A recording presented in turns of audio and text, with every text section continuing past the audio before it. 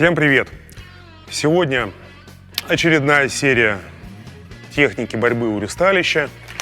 И начнем исследовать такой предмет, как борьба одного против двоих. Как со стороны защищающегося, так и со стороны атакующего. Сегодня поговорим про защищающегося. Что делать, если к вам пришло сразу два человека и что-то с вами плохое делают. Андрей будет в одиночестве и защищаться. Мы с Ирой будем его атаковать. Создаем ситуацию. В каких ситуациях мы оказываемся один против двух? Как мы встречаем эту новость? То, что нас теперь меньше. Во-первых, без отчаяния. Ничего еще не потеряно. Во-вторых, в идеале мы встречаем ее, если мы первый номер стоим у борта, в правильной позиции, то есть контролируя ситуацию. Становимся. Ира, ты надеялась, что друзья придут. Опять руку. Ногу, допустим, не удалось забрать ногу. И не стой как каланча, встань нормально. Вот. Стоечка какая-нибудь. Во, красиво встали. Вот так нормальные люди стоят у ресталища. Первые номера. А не так, как Ира стоял до этого. Я враг Андрея, и у меня должен быть меч. Меч. У меня варианта два. Мне, либо один за вторым можно выполнять. Мне Андрея надо чуть-чуть поколотить, чтобы он испугался. Удобнее всего это делать, естественно, не отсюда, либо один раз на проходе треснуть. Мне надо сразу же встать сюда. Мы об этом уже говорили. Чтобы видеть ресталище, иметь всегда ресталище под рукой, мне хорошо быть здесь. Плюс Андрея надо атаковать с двух сторон, а не с одной, понятно. У нас преимущество. Ему защититься нечем.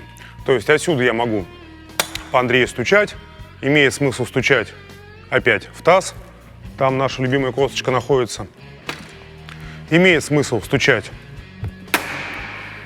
в район колена, потому что латные ноги 3/4 дорогие, особенно титановые, и человек будет бояться, что вы их попортите. И в локоть тоже можно бить. Где-нибудь здесь обязательно есть дырка. Часто.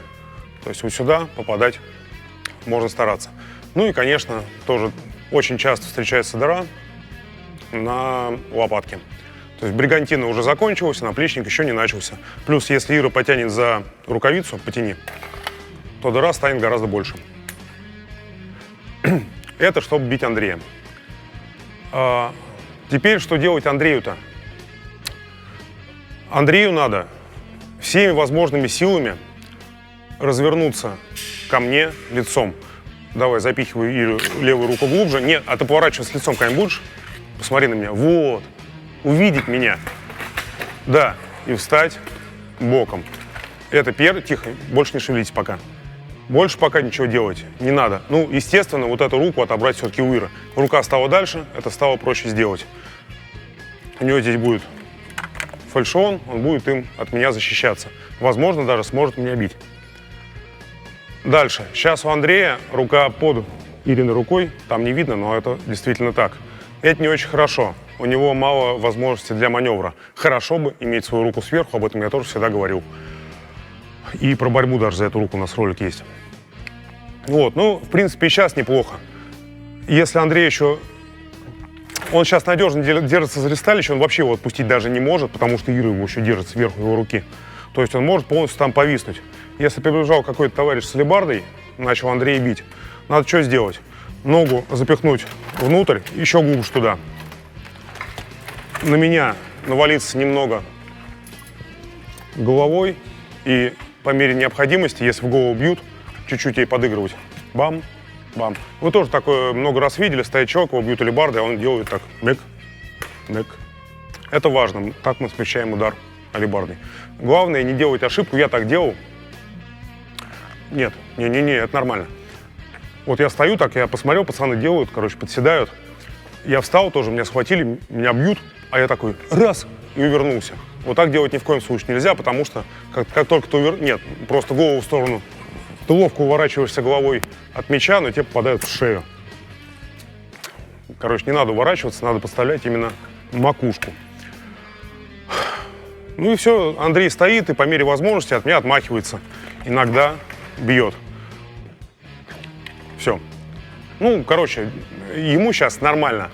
Ира максимум, что ему можно сделать, это поколотить кулаком.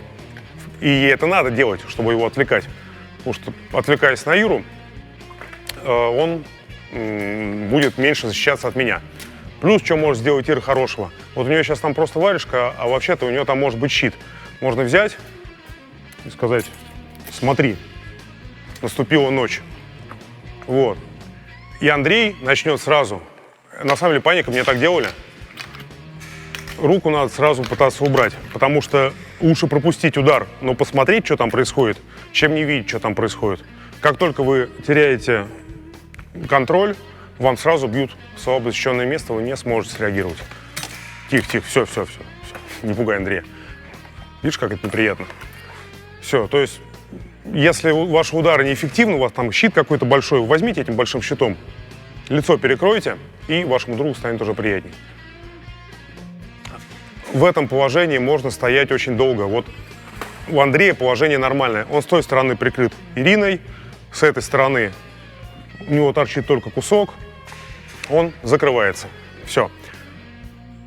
Бить его в таком положении не бесполезно. Ира его сейчас не кидает. То есть она просто стоит и стоит. Избить человека так можно, но очень слабого только. Нормальные пацаны стоят в таком положении вечность. Поэтому я решаю с Андреем бороться.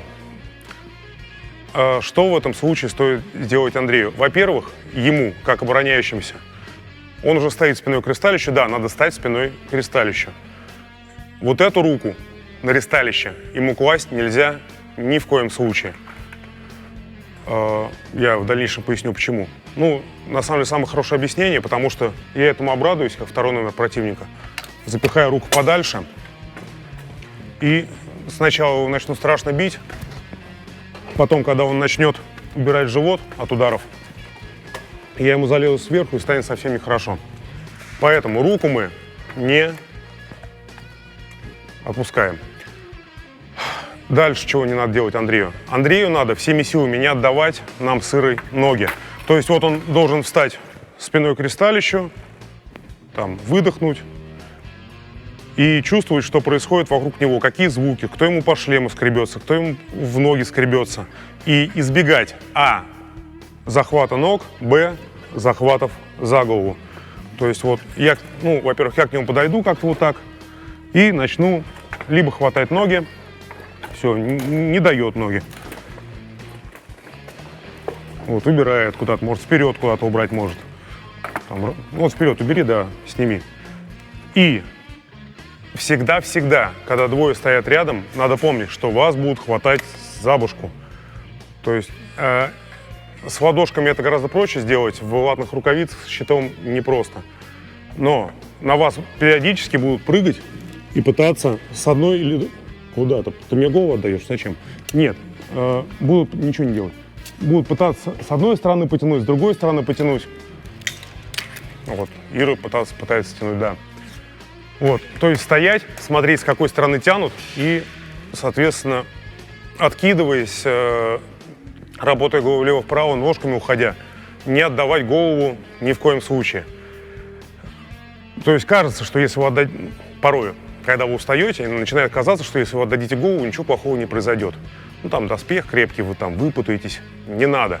То есть всеми силами не отдаем голову. Если опытным двум товарищам, которые весят столько же, сколько вы отдали голову, скорее всего, уже ничего хорошего не произойдет.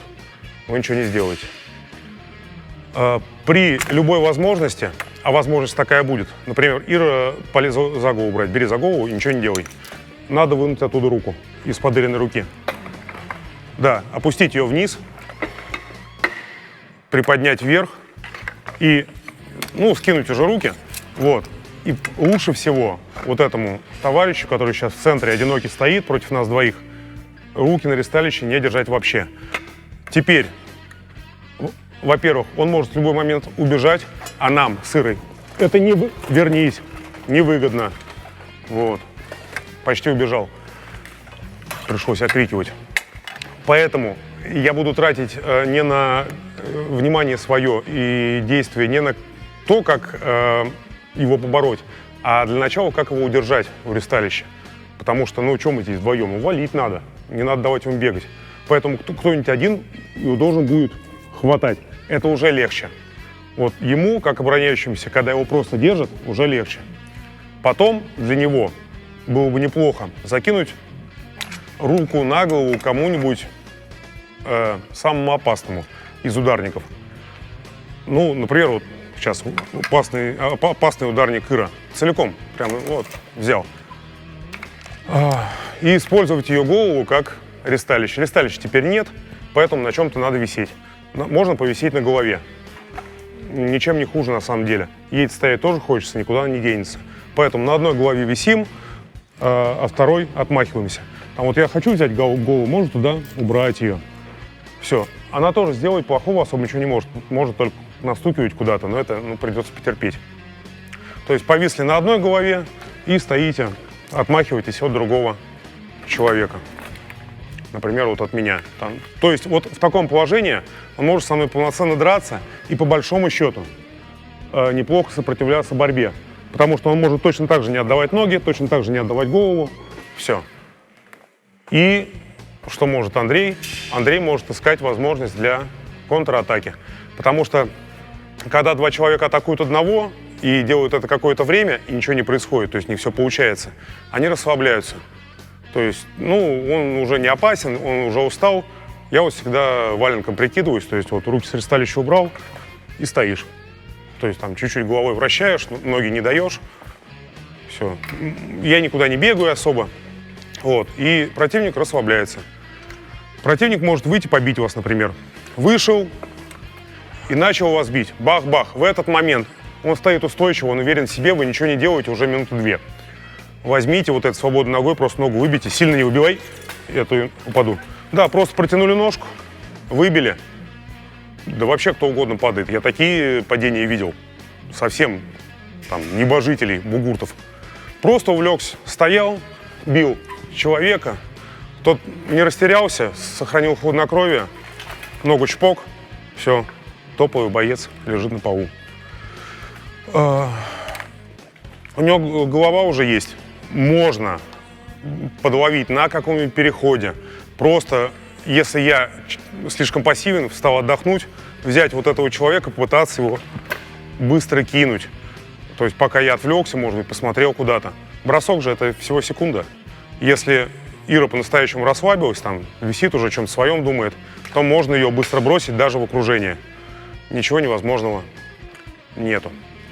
Это поначалу несколько непривычно, если вы вот все время стояли, держались за ресталище, а я вам говорю отпустить, попробуйте.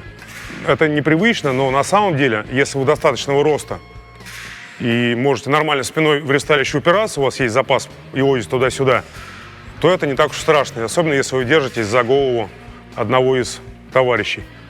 Да, если вас оба бросили, а вы бежать никуда не хотите, Ира, отойди от него.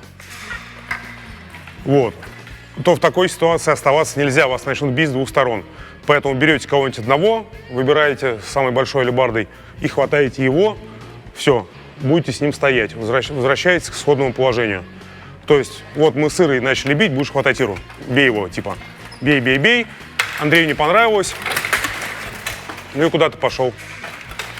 Просто возьми ее с моей стороны. Ну да, Андрей правильно сделал, что обошел, потому что мне его обходить, это опасность тоже. Вот. Все, ну мы, по крайней мере, вернулись, или даже для Андрея положение улучшилось к исходному. То есть тоже встал, взял Ире за голову, стоим дальше, ничего не происходит. Так, это сторона обороняющегося, все проговорили. На сегодня хватит. Всем пока, ставим пальцы вверх, колокольчики, тыкаем, деньги донатим на будущие ролики, потому что денег не хватает. Всем пока, скажите всем пока. Пока, говорят они.